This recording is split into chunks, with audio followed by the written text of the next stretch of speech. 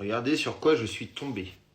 Donc les hautes autorités veulent accorder des soins gratuits pour celles qui veulent changer de genre à partir de 16 ans. En somme, la haute autorité de santé autorisera bientôt, dès 16 ans, la transition de genre, favoriser le changement de l'homme à la femme, de la femme à l'homme, avec un remboursement total des soins pour que ce soit la mammectomie.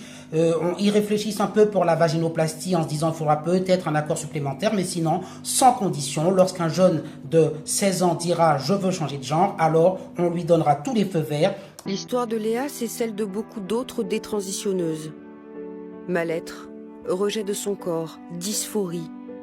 La jeune femme se croit garçon et pense qu'un torse plat la soulagera. Elle subit alors une double mammectomie. Au lendemain de l'intervention, sa santé mentale se dégrade brutalement.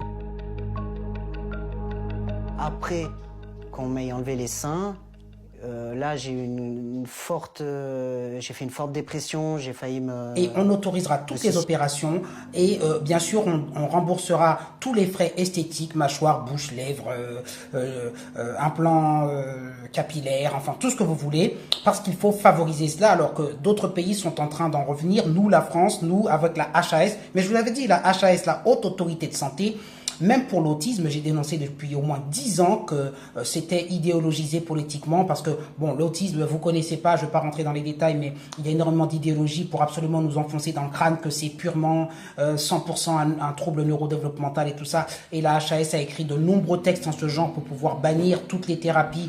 C'est encore une décision quand même bizarre, hein. Enfin, moi, personnellement, ça me choque un petit peu. Malgré qu'il y ait des personnes qui se sentent pas bien dans leur corps, je peux le comprendre. Mais je pense qu'il y a quand même d'autres priorités en France, quoi, que de prendre des décisions là-dessus, notamment au niveau de la santé. De médicaments, Risperdal et compagnie. Donc ça, la HAS a favorisé cela en disant que la méthode ABA était vraiment l'unique méthode. ABA, c'est une méthode pour comportementale, enfin bref, de rééducation cognitive, si vous voulez aussi, cognitivo-comportementale. Bon, bref, c'est pas un sujet que vous connaissez forcément, mais c'est juste pour vous dire que je l'avais déjà dénoncé, cette fameuse haute autorité de santé qui est politisée. Et aujourd'hui, eh bien, on voit au niveau de l'idéologie, on en est pour la transition de genre à fond et sous prétexte que, soi-disant, c'est un avis d'experts médicaux. Mais il n'y a aucune expertise médicale là-dedans. La transition de genre, c'est pas du tout avéré de manière scientifique comme ils l'entendent. Ce n'est pas une expertise médicale qui nous dise que, effectivement, pour le bien des jeunes, il faut transitionner le plus tôt possible. Il n'y a aucune étude médicale qui peut l'attester. Plus cher quand on est un homme qui veut devenir une femme. Donc nous, on a calculé que pour faire tout ce qu'il faut, c'est-à-dire prendre des hormones à vie, plus faire un certain nombre de chirurgies, donc chirurgie génitale, chirurgie faciale, épilation intégrale, faire... Ça c'est pour un homme qui veut dire femme. Oui, voilà, faire par exemple l'opération des cordes vocales, pomme d'Adam, plus avoir quelqu'un qui vous aide à rééduquer votre voix, parce que c'est pas forcément évident. Et alors voilà, eh bien on est à plus de 100 000 euros. Et ça, c'est vraiment la fourchette hyper basse avec des prix dans le public.